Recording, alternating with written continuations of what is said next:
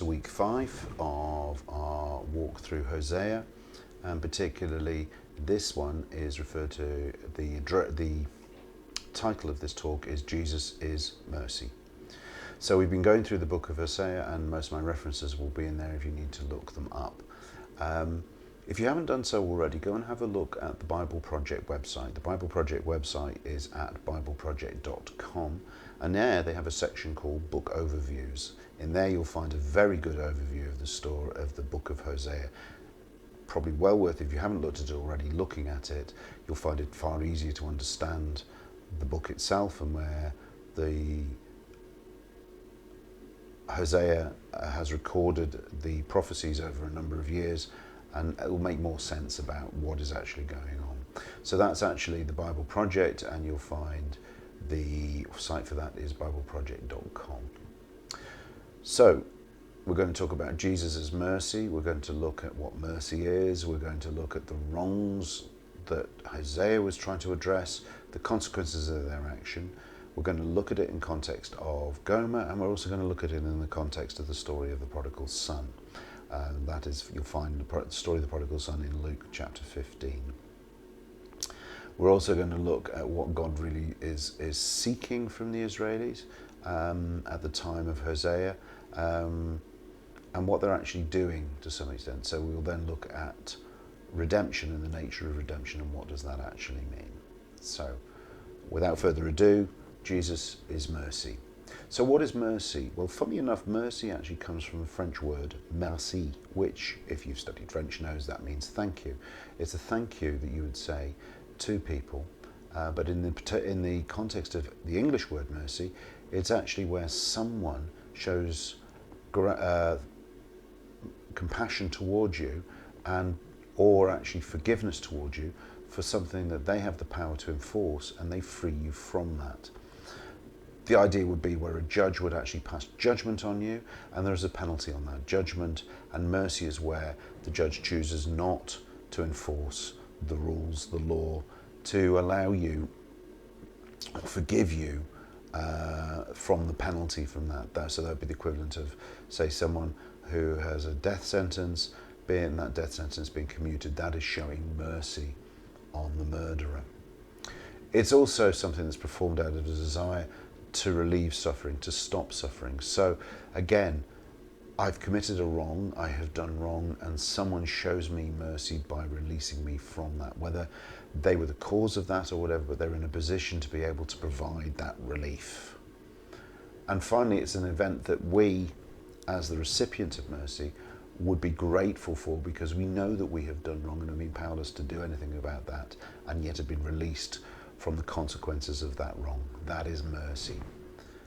In terms of the Christian view, and in fact the core gospel message, Jesus Christ died for us, and we preach Christ crucified, and that crucifixion is where Jesus showed us mercy by relieving us from the consequences of our sins. He redeemed us by going to the cross, and that is an act of mercy from Jesus on us, the people of this planet. And for those of us who know that and love him, that is the moment where we turn around and follow him, and we show our love back to him, and we attempt to know him and to live more like him, and to abide by the commandments he gave us, to love the Lord our God with all our heart and soul and strength, and to love our neighbours as ourselves. That is the gospel message, and it is all about mercy and redemption. Going to the book of Hosea, I wanted to unpick a couple of things. Israel was at that moment very, very prosperous. God had given them a lot, bountiful harvests, there was fruit, there was wine, there was time to enjoy that. They were stuck between two empires, Assyria and Egypt, and they were quite happy in their situation to have found themselves not actually in competition with either of them, not being pursued by either of them. As a result of that, things not being, they had it good, but what they did with that good was as Hosea described it, is they chased other lovers. They set up stone idols, They set up wooden idols. They asked for advice from them. It's a bit like us going to get horoscopes read or that sort of thing, or we're looking at gurus that have their self-help books that we go to in preference to actually spending time with Christian teachers and more importantly time in the Bible to help ourselves, and time praying to God. But no, they were actually effectively prostituting themselves to others. And in fact, a nature of the society they had at the time is their neighbours did it. They set up shrines where there were prostitutes, and you could go to the shrine and indulge yourself with those prostitutes, or you yourself as an act of worship would become for a time a prostitute at a shrine. So you get this image of basically partying till at the end of the world. They were just making that huge great big party while the world around them was about to burn up. And boy, did it do that. And Hosea in chapter 2, verse 4 actually says, don't point your fingers, don't blame others for what's going to happen, because this is all on you. This is all on you. Even though they chased all these things and thought it was great, what they found instead wasn't the food and the wine and the wool and the linen and the drink and the olive oil and all the things that they thought they were going to get, and the love. What they found instead was thorn bushes. They found they weren't able to get or grasp what they thought they really, really wanted. As a result of that, Hosea says, you will come back to me. You will return around and come back, and you will ask for mercy. You'll be seeking me and seeking my face. But he then goes on to explain that by our actions, we need to own the consequences of those actions. And there's a verse in Hosea 8:7 that we've probably used many a time without realizing it was from there, where he says that Israel had sown the wind and they reap the whirlwind. How often have we said that? If you sow the wind, the consequences of that are just going to wipe you out. He doesn't just leave it there though. Hosea does actually come back with positives. He comes back with promises of future redemption and mercy. He comes back with a promise of the good times returning if we turn back to God the Father. And he says in Hosea 10:12, plant the good seeds of righteousness and you will harvest a crop of love. That is what we do on a day-to-day basis when we show love for our neighbours, when we show love towards ourselves and to our fellow man. We are sowing those seeds of righteousness, the way we behave towards people, the way we don't gossip about people, the way we don't destroy people's lives, the way that we share, that we help, all those things that we do that would be righteous, we're planting those for the future. We may not be the people that see the harvest, but the harvest will be a crop of love. Just to go back to the story at the very beginning of Hosea, Hosea marries a woman who he knows is an adulterer. He has children by her. She then goes back to her old ways and she becomes an adulterer again. And God says to him, go and restore her. And to do that, he's actually got to pay. He's got to redeem her from the consequences of those sins. He's got to go and pay her lovers to have her released. It was almost like, she's fallen into prostitution. She's become a commodity to her lovers that they will buy and sell. She is worth money to them. Hosea has to actually put his hands in his pockets to pay for her to be released. And he gets her released. He shows an act of mercy by actually actively taking steps to have her redeemed. And then he takes her and he restores her. He restores her in a very strange way. Instead of just taking her into his arms, he sets her aside in a place where she can actually take time out, that she can be restored and move away from what has been before. It's a bit like if you were addicted to drugs or something like that, actually coming clean and being cleansed of it. After all, there are more addictions than some things like substance abuse. If you've ever done any of the release courses or anything else like that, you'll realise that people do get addicted to things that are not necessarily what we would have considered on a broad brush as being addictive. Such things like, gambling, prostitution, gambling, sex, just even getting into books and gaming and all this sort of stuff. These things can be very addictive, and we have to be very, very careful about them. They can be our gods in place of God.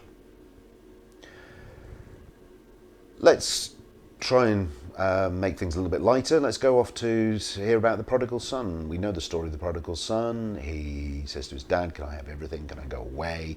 I'm not going to hang around until you die. Can I have the money?" And he goes with it. Now, interestingly enough, we tend to say prodigal son and we don't actually think what the word prodigal actually means. Prodigal actually is about what we do with stuff. It's being profligate. In other words, we just lash things out. We'll go to a party. We're the guys that buy the round at the bar. We buy the champagne. We pay for things for other people to enjoy. We basically try and get our kicks from buying friends, by buying time, by being extravagant, too willing to spend money or waste time and energy on things that actually have no value. If you start thinking about prodigal like that, you probably know people in your lives, or you've seen people, even on this island, that live these sort of lifestyles, prodigal lifestyles. And he lost it all. Nothing left and nothing to show for it. The friends that he had thought he had acquired through his prodigal behaviour just walked away and left him. He ended up looking after pigs. And at that moment, at the bottom, of the lowest of the low, he remembered the first love that he had. He remembered the love that his father had for him. Right? It's the same analogy that Hosea is talking about. Israel, they've been prodigal with what they have done, profligate. They reap the whirlwind, the consequences of that, and they will then turn back to their God, who had actually given them everything in the first place. So the son goes back. He's seeking mercy. He says, "I will go home to my father and say, Father, I have sinned against both you and heaven, and I am no longer worthy of being called your son. Please take me on as a hired servant." In other words, he's recognized he's done wrong, and he recognized this punishment, and he's actually begging for mercy, that he will be treated at least like a servant, at the very, very least like a servant. But the father decides to show unconditional mercy. As the son returns home to his father is actually standing there looking for him, longing for him, as God in heaven longs for us to turn around and come back to him. When he saw him far off, he was filled with love and compassion, and he ran to his son and embraced him and kissed him and brought him home. There's always the other brother that we mentioned, the other brother that sat there and said, "Well, I followed all the rules and regulations, I should get everything too." But we're not looking at that. We're looking at the mercy that is shown to the prodigal son. That father had every right to go, "No, you've had everything, off you go. You're no longer my son." Instead, what he did was he opened his house again, opened the household to him and said, "You are still my son no matter what has happened." That is showing mercy. And that again reflects the mercy on the cross that Jesus showed us by being willing to go to the cross. So Hosea 6:6 talks about showing love and getting to really know God. God is looking for heart, not action, relationships over work. In fact, it says in Hosea 6:6, "I want you to show love, not offer sacrifices. I want to know me more than I want burnt offerings." In other words, I don't want all the show. I don't want all the religiosity. I want to know you, and I want you to know me, what it really, really means. Get to the heart of it. And we had a song about heart of worship. What does that actually mean? What does it look like when we're actually worshipping God? The other Sunday night, we actually asked that question and we went into it in a deep way. It's like praise as well. And again, Sunday nights, we've explored the word praise. If you can get on a Sunday night, please do. It's a great opportunity to be sharpened and to sharpen others. So we've talked about mercy. The part of mercy, though, that is shown by Hosea and shown by Jesus actually is redemption. We use this word redemption and redeem quite flippantly at times, and at times we don't necessarily think what it means. If you borrow money to buy a house or a car or something, then you have pledged that car or that house as security, or somebody else has promised, given a pledge, a guarantee, that you will repay that money. The repaying of the money is something you've promised to do, but once that is all done, the pledge is returned to you, it is redeemed to you, and it's that redeem that releases you from those further obligations, it redeems you from security. It's interesting when you look at the redemption of a mortgage, which is something that obviously I do as part of my business here, is people come to me and say, but I've paid back the loan. Why do I have to fill a form in to have the mortgage removed from the property title at the land registry? Well, you have to, because even though you've repaid the loan, you have not redeemed the mortgage. You have not released the mortgage. It's not been set free. So that is why there is an additional step that's required.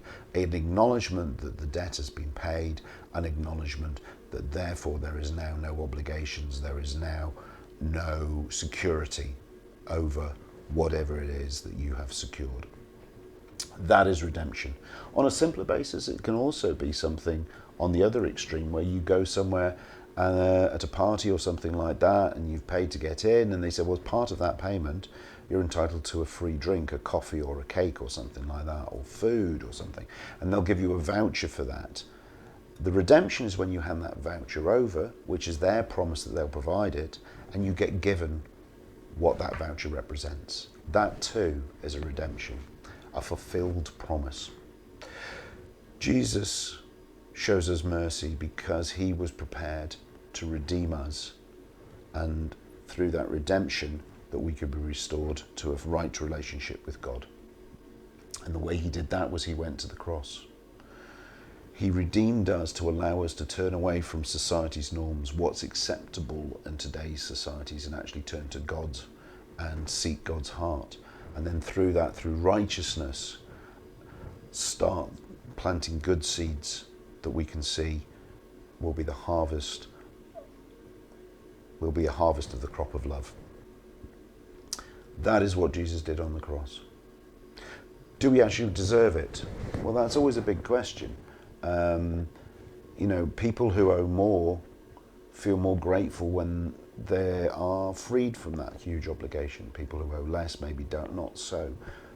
There is the story, a proverb in the New Testament in Matthew, where someone owes a great amount to the king, and the king forgives him that debt, and he's forever grateful for that. But he then goes out and finds someone else that owes him a small debt, and he throws him in debtor's prison.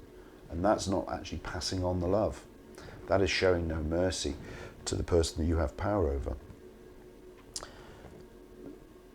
Our belief is that we had original sin, that we were born in rebellion, and therefore, if we continue the way that we are without Jesus in our lives, we are going to see a retribution. We are going to see a punishment, a judgment upon us. And Jesus, through his action, has redeemed us for that.